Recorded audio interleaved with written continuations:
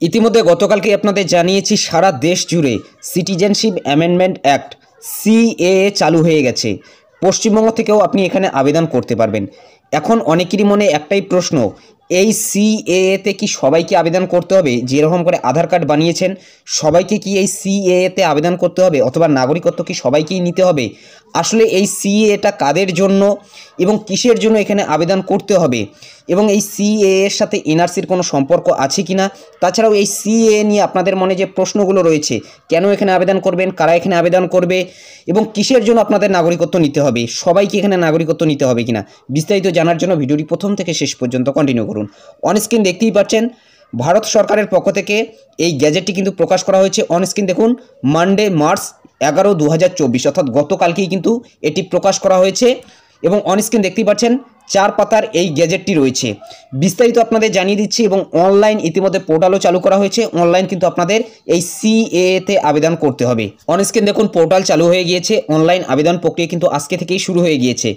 Indian citizenship online .nic.in এটাই হচ্ছে official website, Indian citizenship online portal CAA 2019। এবং দেখতেই পাচ্ছেন এখানে সিএএ রয়েছে এবং অ্যাবাউট ইন্ডিয়ান সিটিজেনশিপ ডিটেলসে কিন্তু এখানে বলে দেওয়া রয়েছে এবং নোটিফিকেশনটি এখান থেকে আপনি ডাউনলোড করে নিতে পারবেন। এবং দেখতেই পাচ্ছেন এখানে রয়েছে click to submit application for Indian citizenship under CAA 2019, অর্থাৎ এই সিএতে আপনি এখান থেকেই কিন্তু অ্যাপ্লাই করতে পারবেন। এখানে প্রথমত আপনাদের ইমেল আইডি অথবা মোবাইল নম্বর দিতে হবে। এই ক্যাপচার কোডটি বসিয়ে দেওয়ার পর কন্টিনিউ এর উপরে ক্লিক করে দেবেন। ওটিপির মাধ্যমে সেটা ভেরিফাই করে নেওয়ার পর আপনাদের এখানে ডিটেলস দিতে হবে, তারপর আপনাদের ডকুমেন্ট কিন্তু আপলোড করতে হবে এবং একটা পেমেন্ট করার পর ফাইনাল কিন্তু সাবমিট হয়ে যাবে। এরপর আপনাদের কাগজপত্রগুলো কিন্তু যাচাই করা হবে। যদি আপনি নাগরিকত্ব পাওয়ার জন্য যোগ্য হয়ে থাকেন তাহলে কিন্তু আপনাকে নাগরিকত্ব দেওয়া হবে। চলুন এখন আমরা মূল প্রসঙ্গে চলে যাই। এখানে কাদের আবেদন করতে হবে, সবাইকে আবেদন করতে হবে কিনা, দেখুন এ বিষয়ে কি বলা হয়েছে।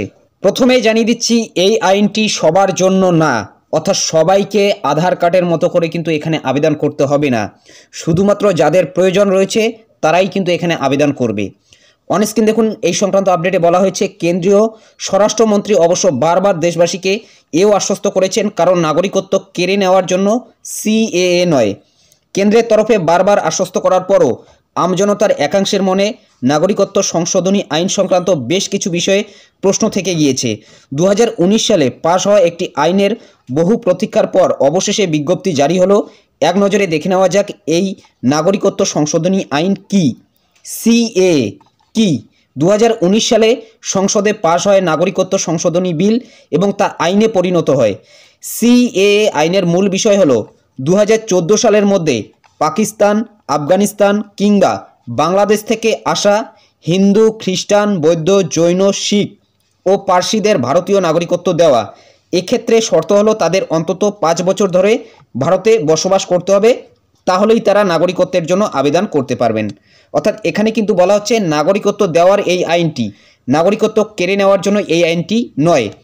অর্থাৎ এই সিএএতে শুধুমাত্র তারাই আবেদন করবে যারা এখনও পর্যন্ত ভারতের নাগরিকত্ব পাননি, অর্থাৎ তারা 2014 সালের আগে পর্যন্ত ভারতবর্ষে এসেছেন শরণার্থী হিসেবে অথবা অভিবাসী হিসেবে, তারাই কিন্তু এখানে আবেদন করবে।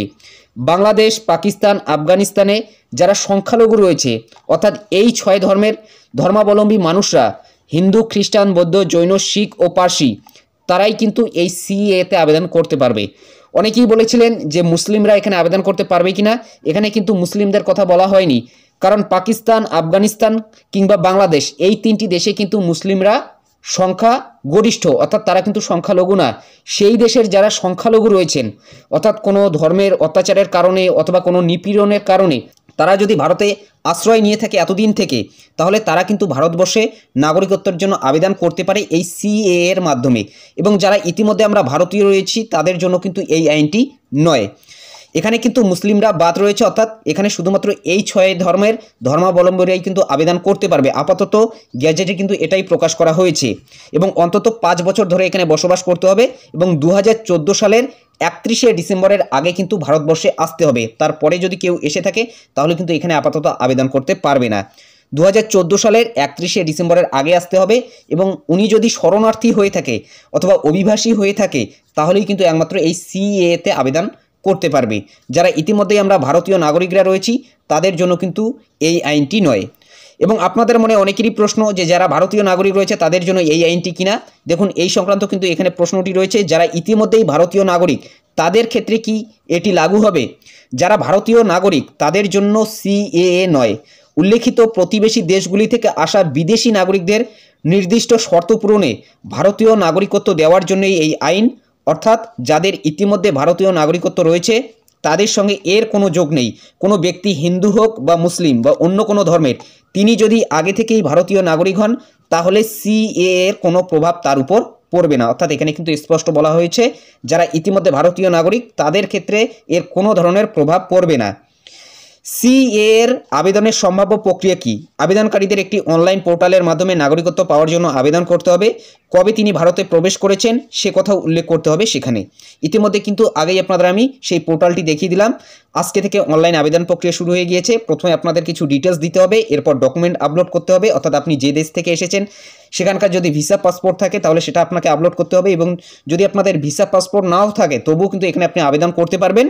এবং 500 টাকার মতো কিন্তু একটা আপনাকে পেমেন্ট করতে হবে, এবং তারপরেই কিন্তু সাকসেসফুলি আপনাদের অনলাইন অ্যাপ্লিকেশন সাবমিট হবে। এরপর দেখুন পরের যে প্রশ্নটি রয়েছে, সিএএ এর সঙ্গে কি এনআরসির কোনো যোগ রয়েছে? দেখুন এখানে বলা হয়েছে আপাতভাবে সিএএ এর সঙ্গে এনআরসির কোনো সম্পর্ক নেই, দুটি সম্পূর্ণ ভিন্ন বিষয়। সিএএ হলো নাগরিকত্ব সংশোধনী আইন। এটি হলো উল্লেখিত প্রতিবেশী দেশগুলি থেকে আসা হিন্দু, খ্রিস্টান, বৌদ্ধ, জৈন, শিখ ও পার্সিদের নির্দিষ্ট শর্ত সাপেক্ষে ভারতীয় নাগরিকত্ব দেওয়া। অন্যদিকে এনআরসি হলো জাতীয় নাগরিক পঞ্জি। এটি হলো ভারতের বৈধ নাগরিক শনাক্তকরণের পদ্ধতি, যা আপাতত শুধুমাত্র অসমেই হয়েছে। অর্থাৎ এই সিএএ এর সাথে এনআরসির কোনো সম্পর্ক নেই, এই এনআরসি শুধুমাত্র অসমেই হয়েছে। এনআরসিতে কিন্তু আপনাকে প্রমাণ করতে হবে যে আপনি ভারতীয় নাগরিক, অর্থাৎ যে ডকুমেন্টগুলো রয়েছে অথবা যে শর্তগুলো রয়েছে সেগুলো দিয়ে কিন্তু আপনাদের প্রমাণ করতে হবে যে আপনি একজন নাগরিক ভারতের। এটা হচ্ছে কিন্তু এনআরসির শর্ত, কিন্তু সিএএ এর ক্ষেত্রে কিন্তু এই ধরনের কোনো কিছুই শর্ত নেই।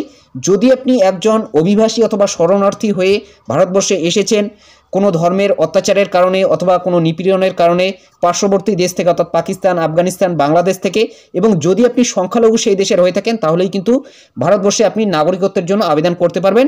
2014 সালের 31শে ডিসেম্বরের আগে আপনাকে এখানে আসতে হবে এবং বিগত 5 বছর ধরে কিন্তু আপনাকে ভারতবর্ষে থাকতে হবে, তাহলেই এখানে আপনি আবেদন করতে পারবেন এই সিএএ অর্থাৎ সিটিজেনশিপ অ্যামেন্ডমেন্ট অ্যাক্টের মাধ্যমে, এবং আপনাকে নাগরিকত্ব দেওয়া হবে।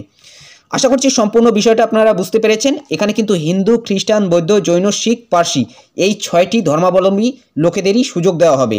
যদি এ বিষয়ে আপনাদের কোনো প্রশ্ন থাকে অবশ্যই কমেন্ট বক্সে জানিয়ে দেবেন, এবং এই সিএএ এটাকে আপনারা সমর্থন করছেন কিনা অবশ্যই আমাদের কমেন্ট বক্সে জানিয়ে দেবেন। আশা করছি সম্পূর্ণ বিষয়টা আপনারা বুঝতে পেরেছেন, এবং আবারও জানিয়ে দিচ্ছি এটি সবার জন্য না, যাদের প্রয়োজন শুধুমাত্র তাদের জন্য। অর্থাৎ যারা নাগরিকত্ব চাইছে ভারতবর্ষে শুধুমাত্র তারাই কিন্তু এখানে আবেদন করবে, এটা কিন্তু সবার জন্য না। তো এটাই আপডেট দেওয়া ছিল। যদি ভিডিওটি ভালো লাগে একটি লাইক করে দেবেন, চ্যানেলে নতুন হলে চ্যানেলটি সাবস্ক্রাইব করে নিয়ে পাশে থাকা বেল আইকনটি প্রেস করে অল নোটিফিকেশনটি অন করে দেবেন। তো ভালো থাকবেন, সুস্থ থাকবেন, দেখা হচ্ছে নেক্সট ভিডিওতে।